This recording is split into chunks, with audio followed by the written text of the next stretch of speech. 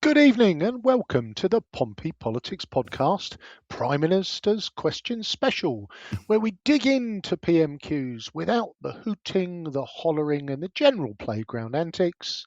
I'm Ian Tiny Morris.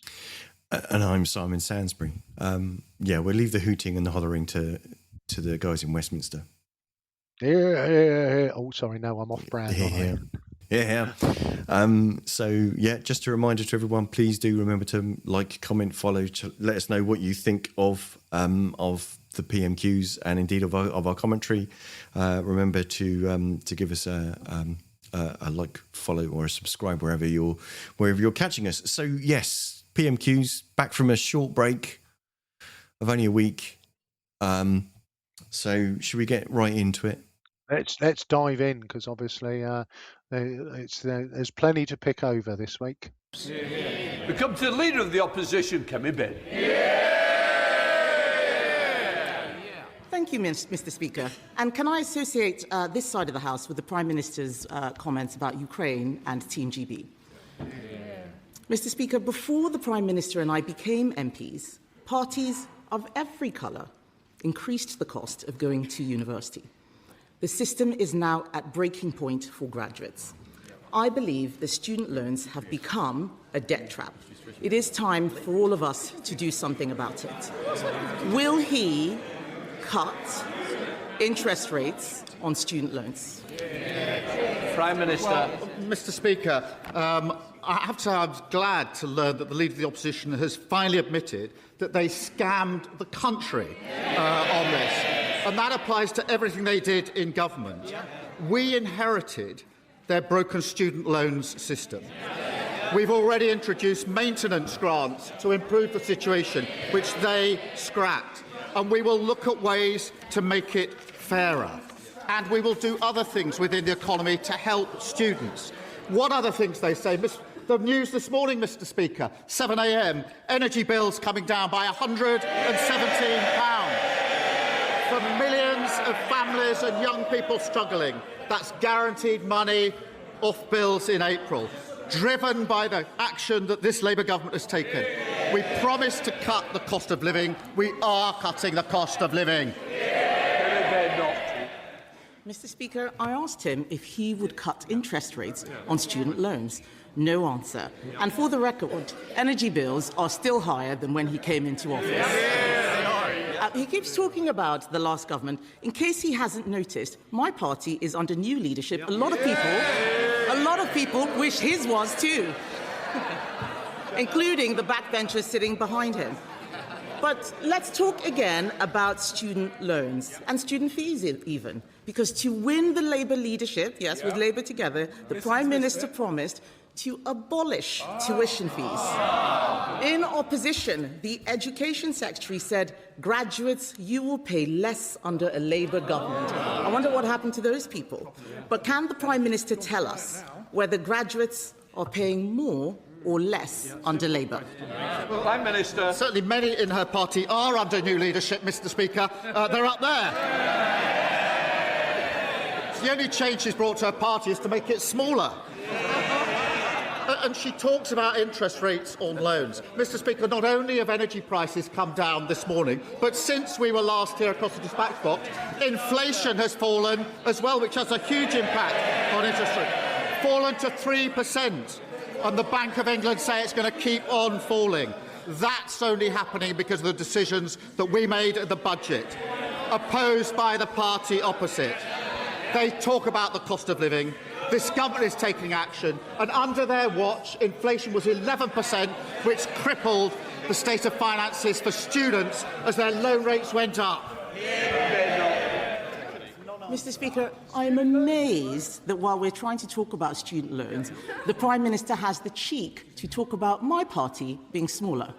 His party is smaller too, including one MP who was arrested for child sex offences.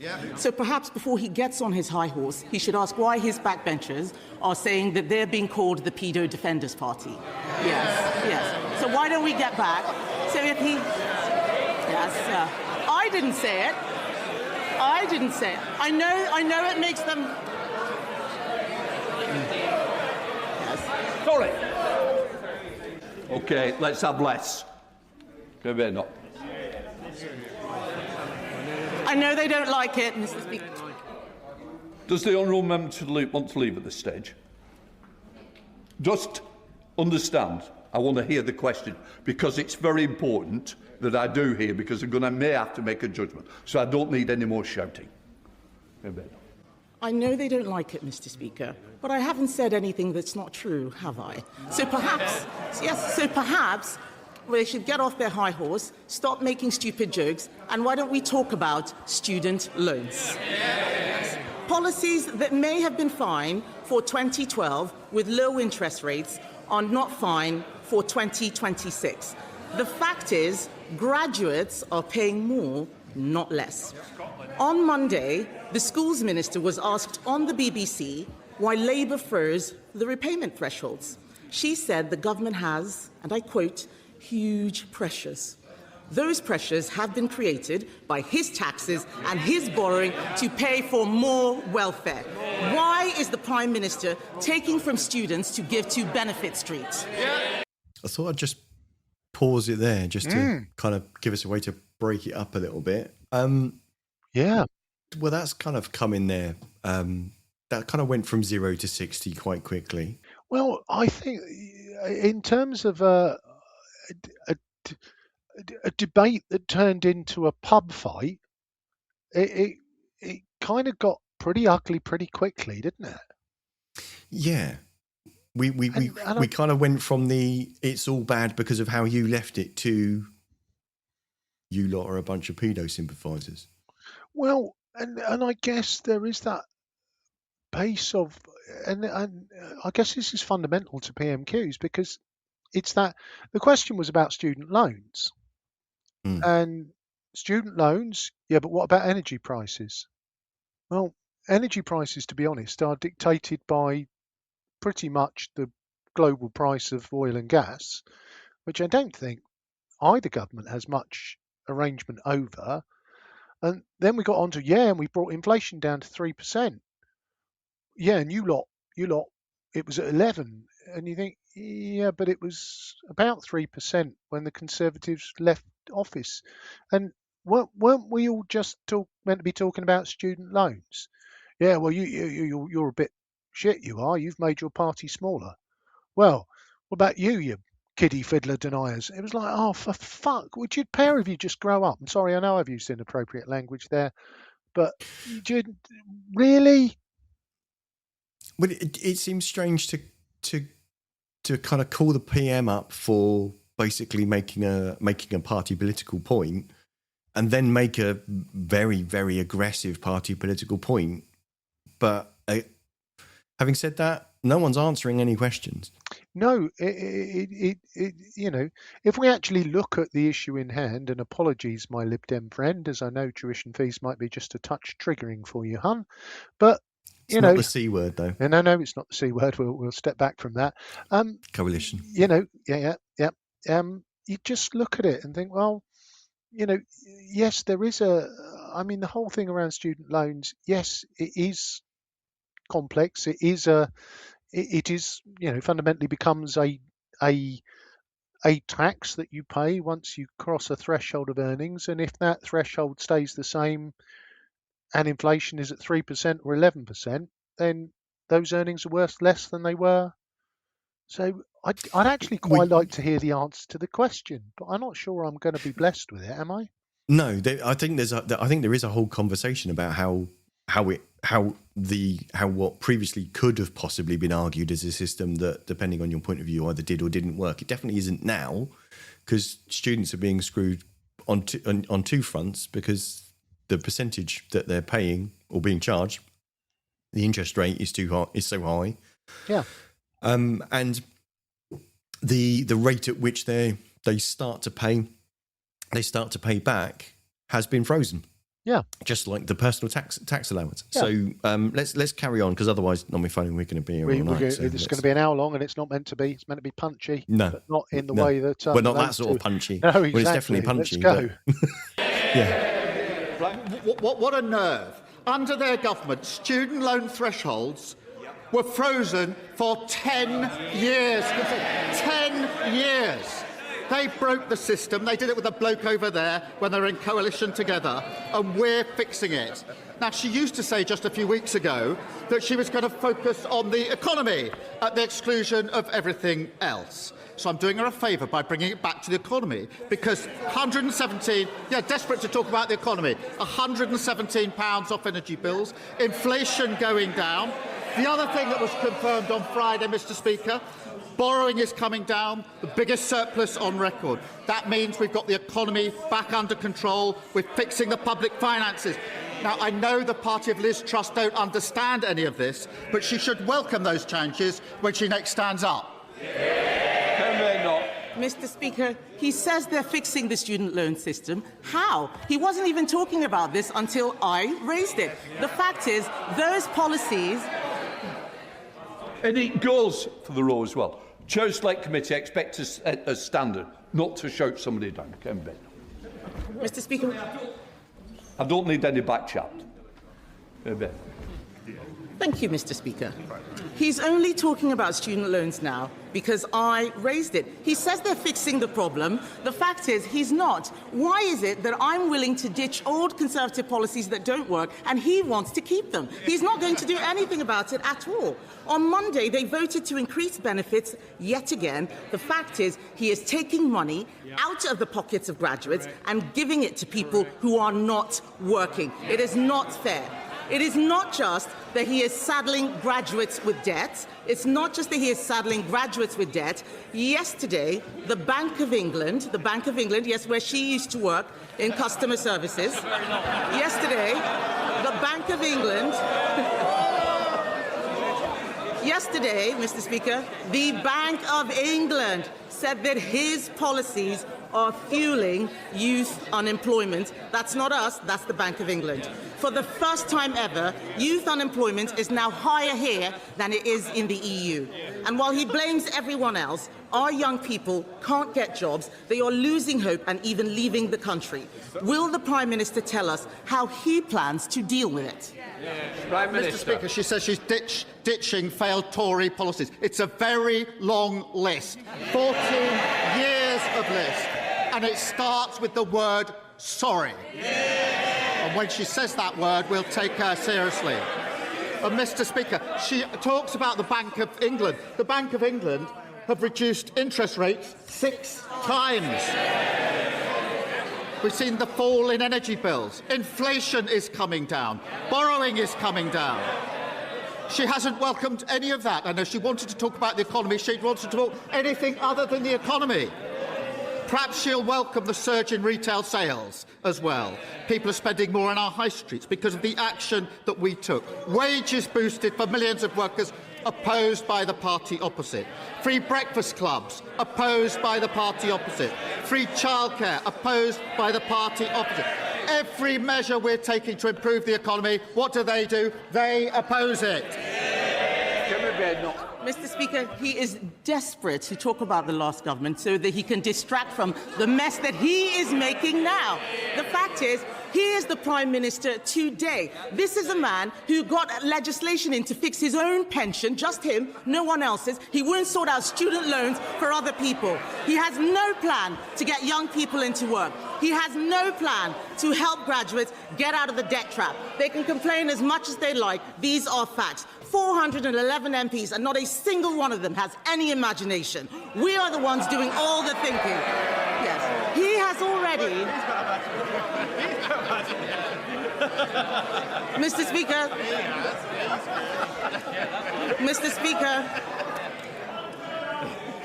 Mr. Speaker, the Prime Minister has already made 15 U-turns. Will he make another one next week at the Spring Statement to fix the student loans system? She wants me to talk about this government. Bills down under this government, £117. Inflation down under this government. Surplus up, record. Resales down. She won't welcome the economic news, but the business community is welcoming the plan. Business confidence is up. The FTSE's at a record high. The President of the British Chamber of Commerce has said this is the year our economy can turn around. Her miserable strategy of talking down the economy isn't working because Labour's got a plan for Britain. Kemi Badenoch. I'll pause it there because your eyebrows went. I'm just for those of you that either are listening, I'm her miserable plan of talking the economy down. I just wasn't that exactly I guess are we all trying on each other's clothes today? I don't know, but I do think that the point about expecting the opposition to apologise for their previous policies. I mean, I can get that plays well within your own party, but that's not. No one's going to be doing that. That's that sort of kind of confected indignation. Well, I don't know that it washes. No, and I think there is an element of, and I think she acknowledged it. The policy that worked in 2012, or might have been right in 2012, isn't right now. Isn't the policy for now? Now, and she not, a broken Conservative policy is how she described it. Well, you kind of that's acknowledging the mistake, isn't it? And I find the responses from Mr. Starmer or Sir Starmer just vacuous and I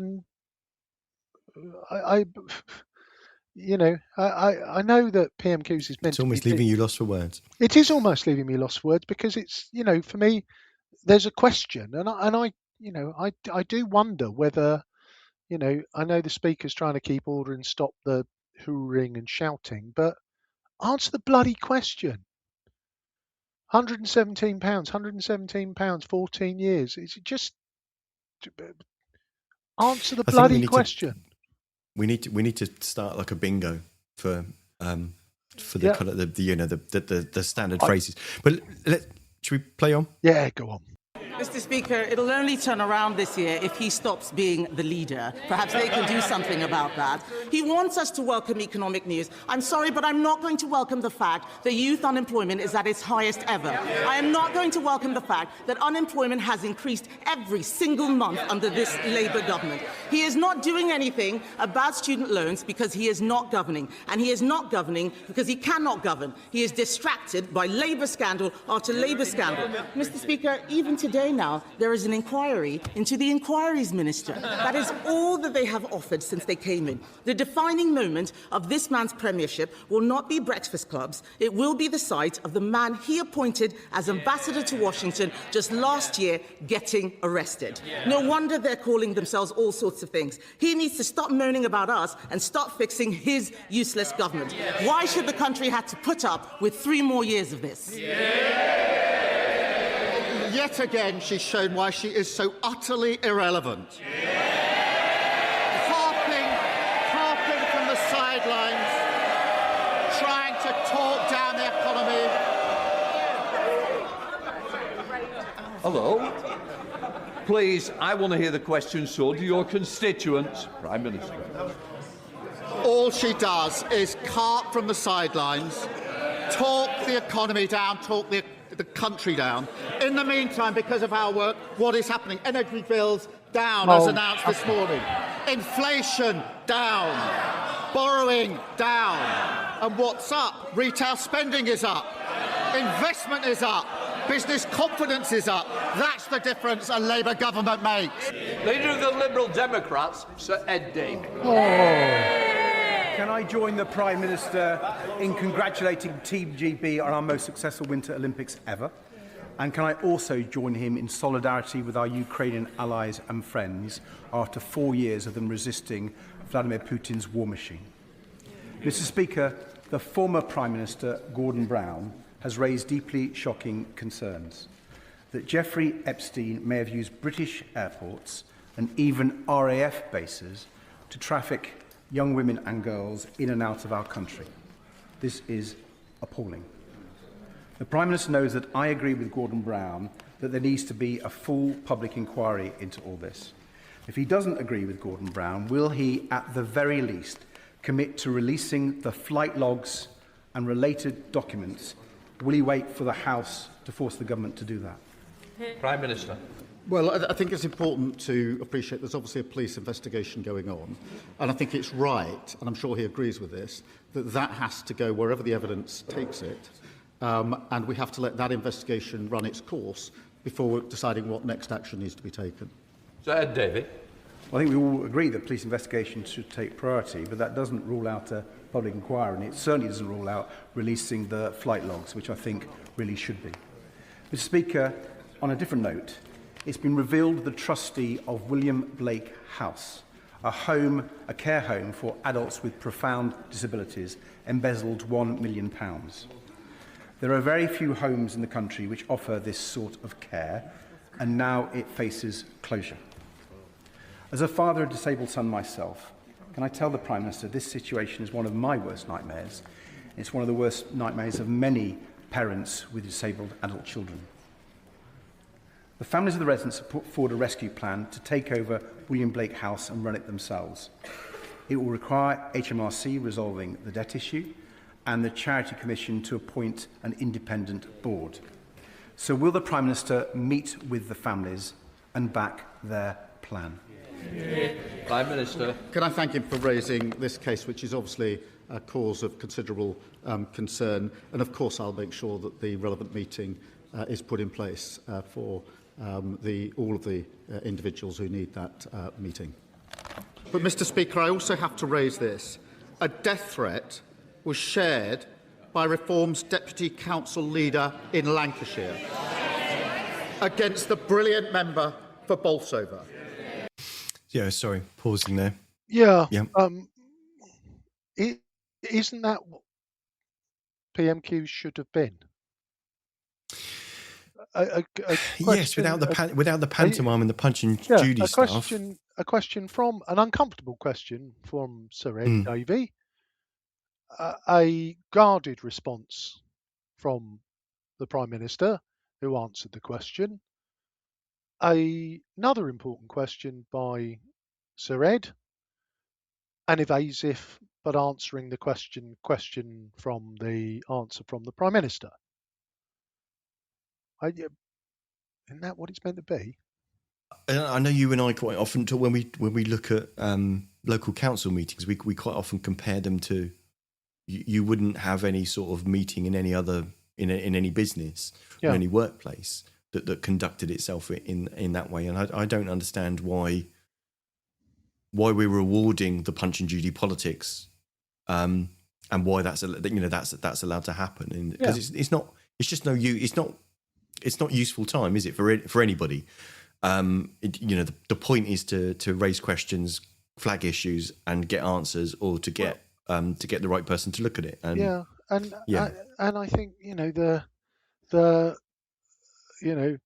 inflation down, underpants down. Well, I just becomes nobody's listening. Nothing's being because Kemi Badenoch, it becomes a rap battle of stupidity. Kemi Badenoch, unemployment up, youth unemployment up. I found it rather exhausting. And to be fair, when Sir Ed Davey comes as the voice of reason and sensibility, well, of course, no, fair play. So let's hear what the Deputy Council Leader for Somewhere for Reform said about the Honourable Member for Bolsover. Yes, so my apologies. I should have paused and explained this part of the PM's speech was at the tail end of someone else's question, but he basically led this in because the next question was coming from Nigel Farage, the leader of Reform. So he's got a bit of preemptive strike before Nigel gets to the stage. I left it in because it kind of sets up that scene. Perfect. No, let's go. Let's see what the Deputy Council Leader said about the member for Bolsover. It said she should be shot. When death threats were made against the member for Clacton, I stood at this dispatch box and condemned them outright. If he has any decency or backbone, he will stand up, apologise, condemn the comments and sack the individual in his parties. Will he do so? I thought it was PMQs, not. I thought that I'm just kind of like, so it's, if we change the format in the sense that now the Prime Minister is asking the question. Yeah, it's maybe the PM asks the Qs is the new version. Well, yes, well, I guess it still works as a title. Well, and I guess there are many that might believe that Nigel is the Prime Minister in waiting. So let's have a look, shall we? The second coming. Do you want to take any bets on what the answer was? Did he condemn it? I don't think that he. Let's see. Nigel Farage. Thank you, Mr. Speaker. At the age of 14, Michel Mandarin was forcibly removed from his home, the coral atoll of Ile-de-Quoi, dumped on the quayside of Mauritius, forced to live on food scraps out of bins.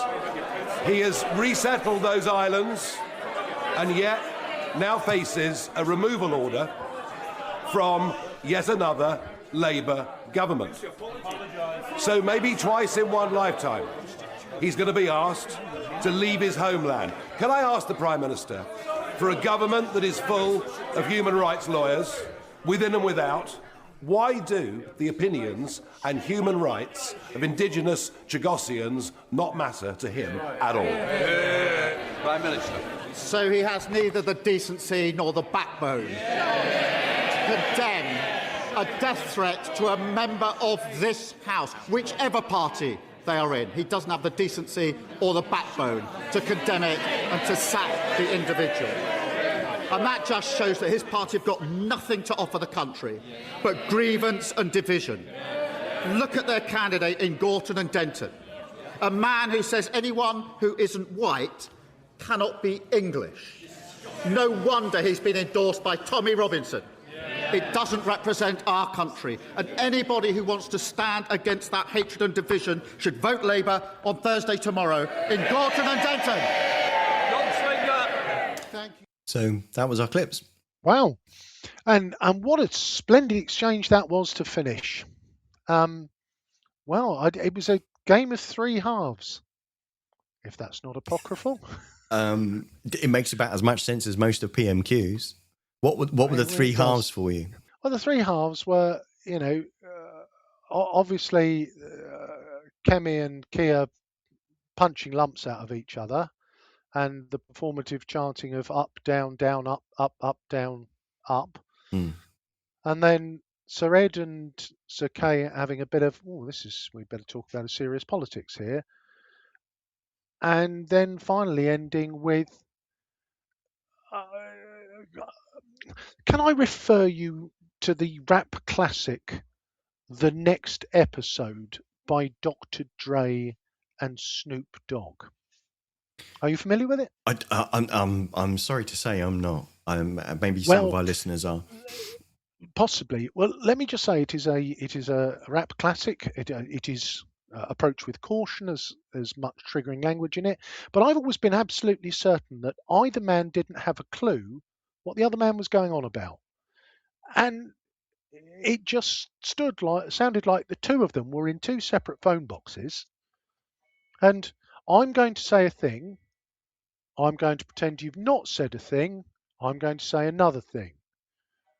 I'm going to completely ignore the thing that you've said and go back to the thing that I've said. Credits. Yeah. I think this is kind of a step beyond not accepting the premise of the question and just having two parallel conversations or two parallel just parallel monologues without intervention. It's I don't know that it's quite that useful. It was nice to see that Nigel Farage managed to find his way back to the chamber after his little trip abroad, where he seemed to be trying to help people in small boats get onto an island, which was interesting. Novel, and the plight of refugees as obviously something is that he seems to have discovered. But I guess we are slightly off topic in it, and I'm not sure, dear listener, whether that has shown you too much. If we are here to provide insight and answers, I think we've probably given you a bit more than PMQs itself. But yeah, I think probably you and I need to be taken on as highly paid consultants to perhaps, I don't know about that. PM. Don't know, rule it out. I think that we could bring a certain order and efficiency to PMQs. I think there are things that most reasonable people would want to change so that works better, and is actually a useful exchange of views or question, or indeed even questions followed by answers. I know that sounds like a radical suggestion, but yeah, that's possibly. Well, we're never going to get the gig, right? So on that bombshell, yes, you've been listening to the Pompey Politics Podcast, Prime Minister's Questions Special. I've been Ian Tiny Morris. And I've been Simon Sansbury. Please do join us for our next episode, which is on Sunday, where we're doing a review of the Portsmouth City Council full council budget meeting that took place yesterday. So we'll be entertaining you with some more clips of that and some lovely things. But also do join us if you'd like to join in and comment on our cut and thrust of the PMQs. Do join us next week. Same time, same place, like, follow, etc. Comments, send biscuits. See you then. Don't forget to like, follow and comment on Facebook, or comment and subscribe on YouTube. Find us on all the social media platforms: Facebook, X, YouTube, Threads, LinkedIn.